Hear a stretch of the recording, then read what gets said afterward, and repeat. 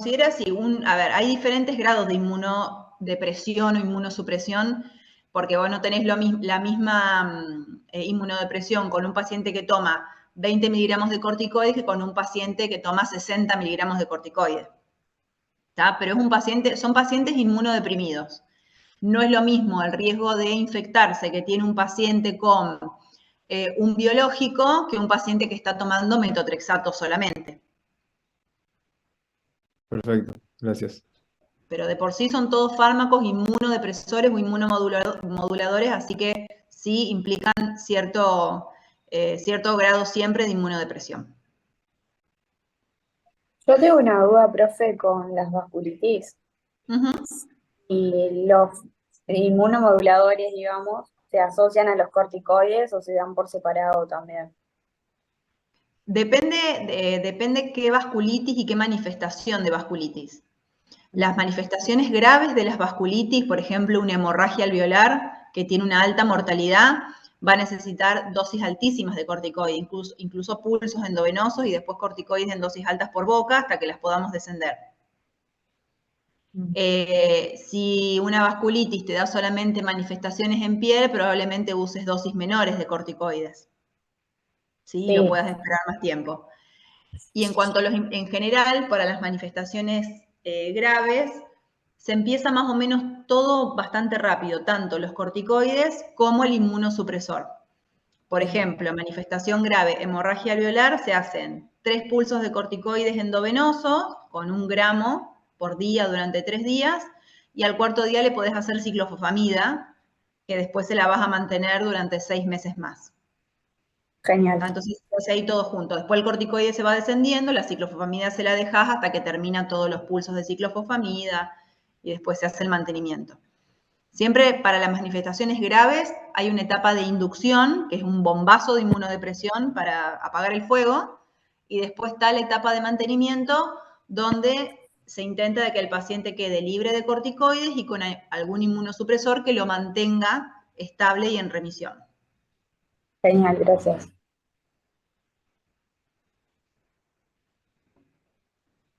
Profe, yo tengo una duda de hiperuricemia que dijiste al final de la clase del lunes. Sí, sí. Vos habías hablado de algo de un efecto protector cardiovascular. ¿Hay algún tipo de punto de corte como para que nosotros lo empecemos a tratar?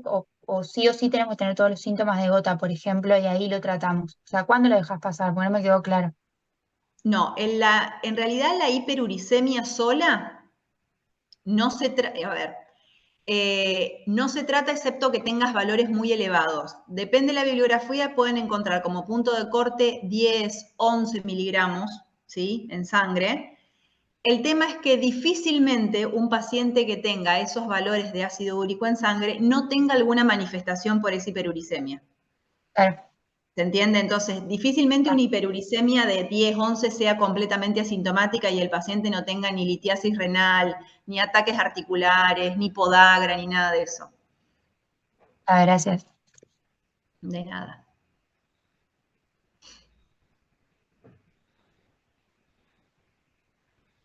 Profe, el Sí. tratamiento para la hiperuricemia, una vez que el paciente presentó sintomatología de gota y todo eso, es de por vida.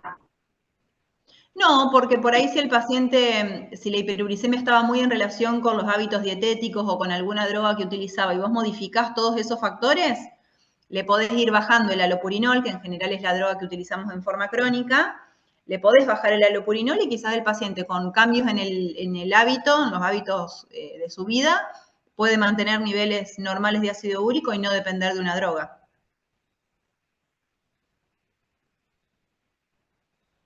Gracias. De nada.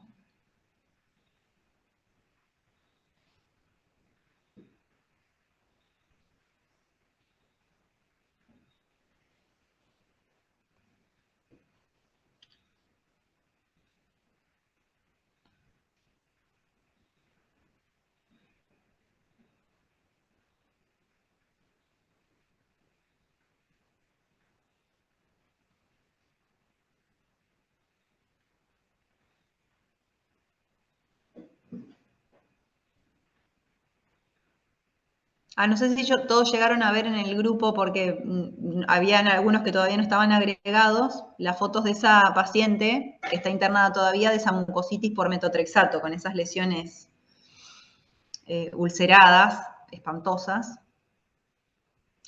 Esa paciente estaba tomando 20 miligramos de metotrexato todos los días durante no sé cuántos meses, lo estuvo tomando. Pero bueno, mejoró ahora mucho con el ácido folínico o leucovorina, que es lo mismo. Pero bueno, esa es una toxicidad por metotrexato, por dosis supraóptimas, digamos.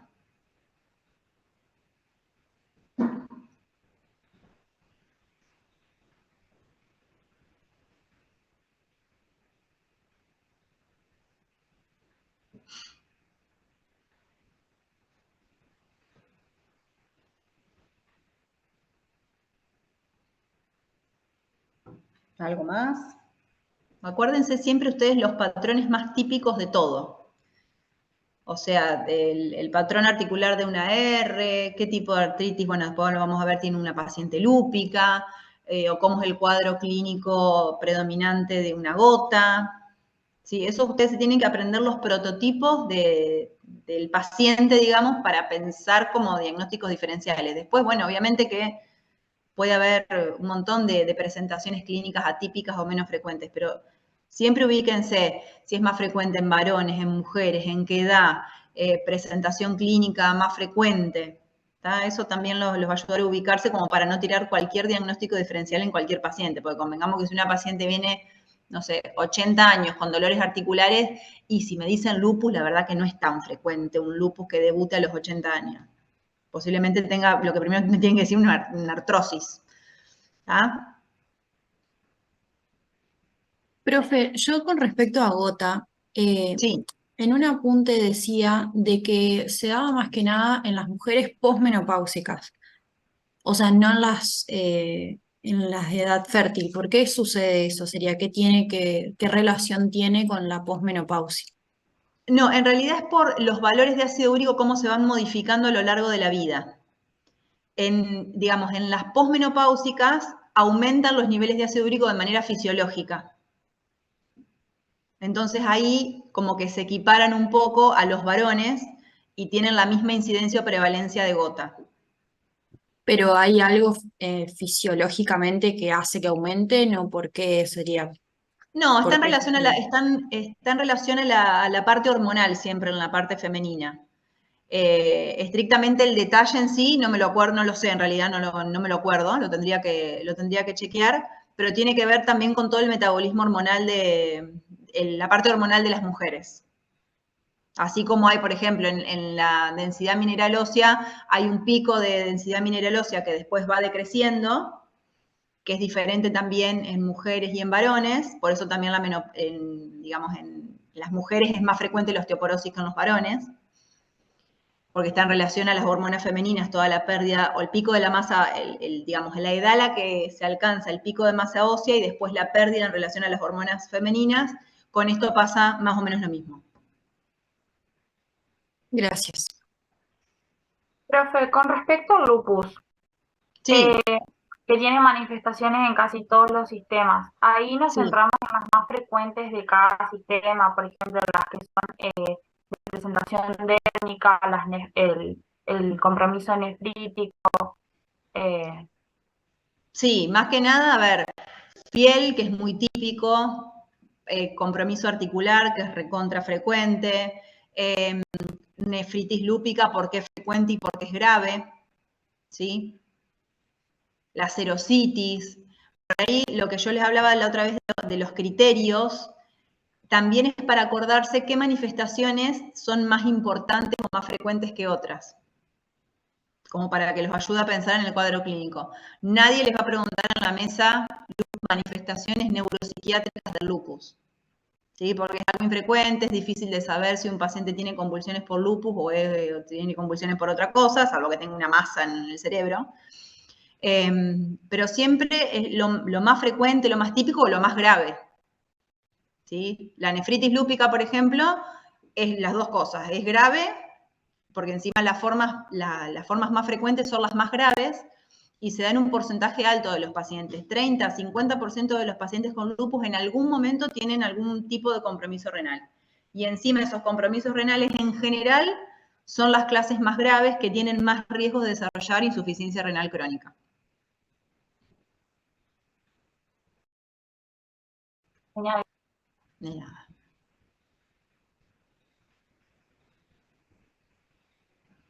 Y además para saber qué le preguntarían ustedes a un paciente con sospecha de lupus. Si viene una paciente joven con dolor articular, en el que posiblemente sea un lupus de presentación articular, le tienen que preguntar, a ver, ¿se te pone la cara roja con el sol? Ahí estás preguntando, rash malar, fotosensibilidad, ¿se te cae el pelo? Alopecia, úlceras o llagas en la boca, en la nariz.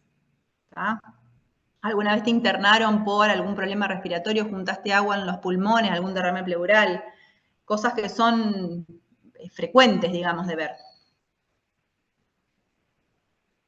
Profe, yo tengo una duda y es algo que habíamos visto en nefro también en cuanto a lupus y la nefritis lúpica. Sí. Y si no me equivoco, habían dicho que no se hacía la biopsia ni bien se diagnosticaba lupus. ¿O No, sí la se hace? biopsia, no, la biopsia renal se hace, digamos, si hay una insuficiencia renal no explicada por otra causa, un sedimento activo, es decir, una hematuria que no se explique también por alguna infección urinaria o cilindros en el sedimento urinario, o lo que es más frecuente es una proteinuria, que puede ser la proteinuria que toma relevancia es cuando es mayor a 500 miligramos en 24 horas. De ahí puede haber desde 500 miligramos hasta proteinurias de rango nefrótico, y bueno, ya el paciente ya va a estar edematizado y demás. Lo más frecuente es que se presente con una proteinuria, por eso nosotros los pacientes con diagnóstico de lupus, no es que le hacemos la biopsia si no tenemos eso, pero sí le pedimos rutinariamente función renal, sedimento urinario y proteinuria. Si alguna de esas cosas está alterada, y vemos que el laboratorio está correctamente hecho, la proteinuria está correctamente hecha, sí es un criterio de biopsia renal, porque el tratamiento está condicionado por el tipo de nefritis lúpica que tenga ese paciente. Bien, gracias. De nada.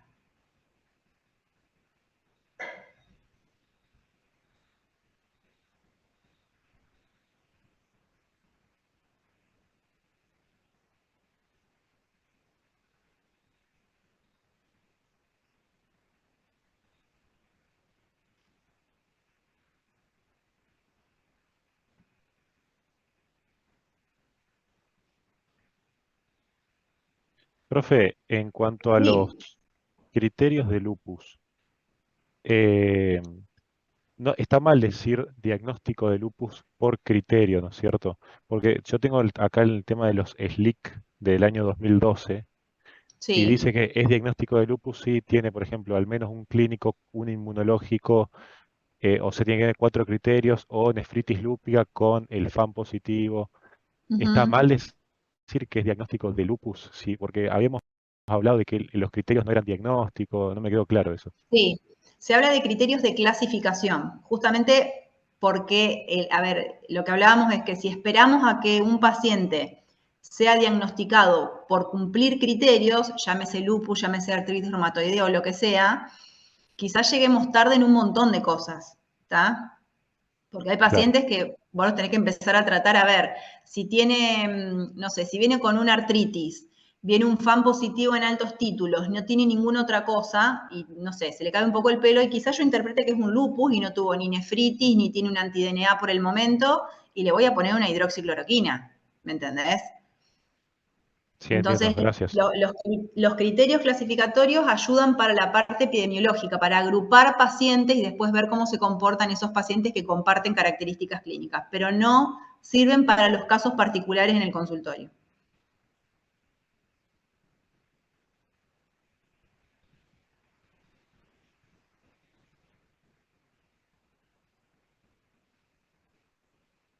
Yo quería saber si nos puede pasar algún archivo de Lupus Like, digamos, porque no encontré mucho y capaz me confundo o es demasiado, no sé. El lupus like, en realidad, a ver, es el lupus, o cuando son manifestaciones parecidas al lupus inducidas por otras cosas. No te metas en eso, yo diría, porque te vas a confundir. Yo si querés te paso para que vos lo leas, pero me parece que entre todos los otros temas que tienen para estudiar, no se metan en lupus like porque se les va a hacer un lío que no tiene sentido. O sea, me quedo solo con el concepto, genial. Claro, exactamente. Ay, gracias.